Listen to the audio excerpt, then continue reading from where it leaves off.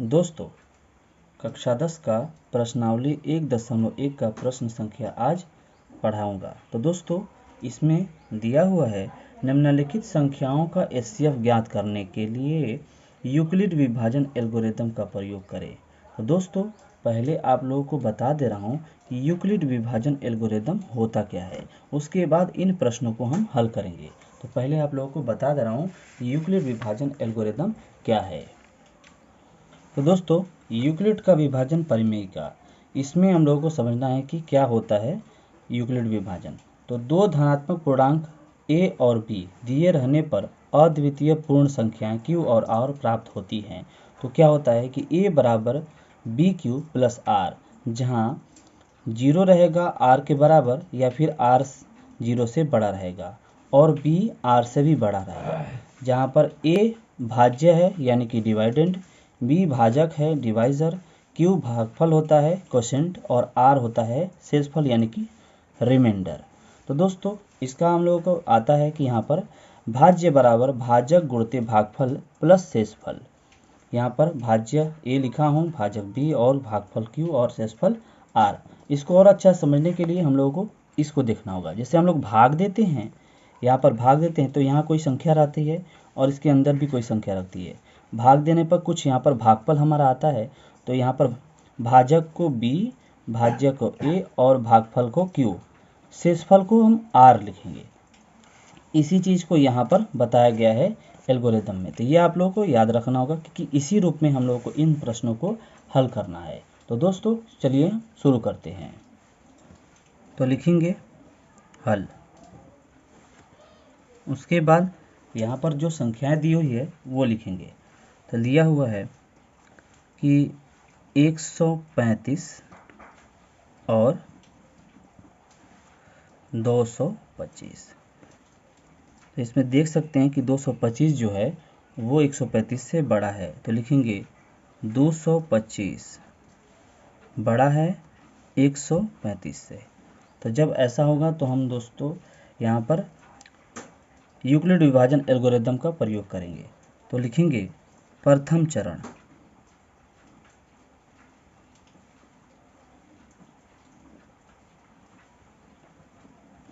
प्रथम चरण या फिर चरण 1 ये भी लिख सकते हैं। तो अब यहाँ पर लिखेंगे 225 बराबर, उसके बाद हम 135 से इसमें भाग देंगे। चलिए इसमें भाग देकर आप लोगों को दिखाते हैं। तो लिखेंगे 225 और यहाँ पर 135। तो इससे जब भाग देंगे तो एक बार जाएगा, तो यहाँ पर हो जाएगा 135, घटा देंगे तो आ जाएगा 90। तो अब दोस्तों, यहाँ पर आप लोगों को याद होगा कि मैं क्या बताया था।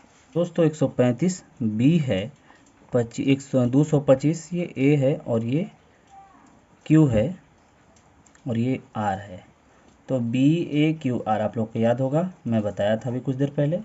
ठीक है, तो दोस्तों इसको हम लोग इसमें लिखेंगे। तो कैसे लिखेंगे? 135 एक बार गया है और हमारा शेषफल कितना आया है?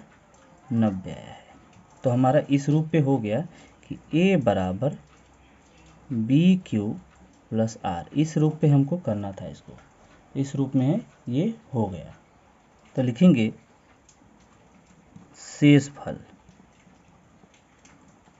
शेषफल है, यहाँ पर 0 नहीं आया।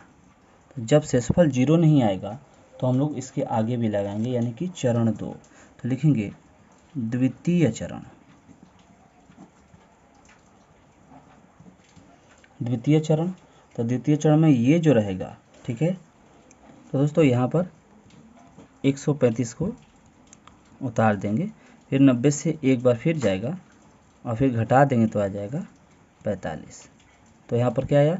ये b है, ये a है और ये q है, ये r है। तो इसमें हम लोग रख देंगे द्वितीय चरण में।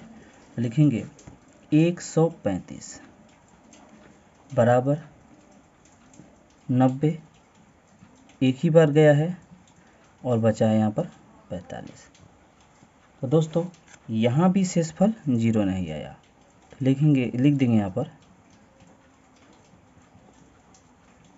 शेषफल इज नॉट इक्वल टू 0, यानी कि 0 के बराबर नहीं है। फिर तृतीय चरण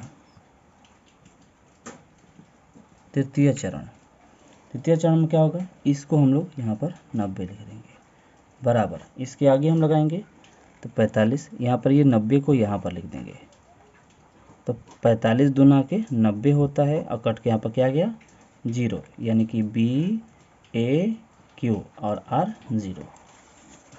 यहाँ पर लिखेंगे 45 गुणते 2 और प्लस यहाँ पर 0, यानी कि यहाँ पर 0 आ गया, 0 आ गया,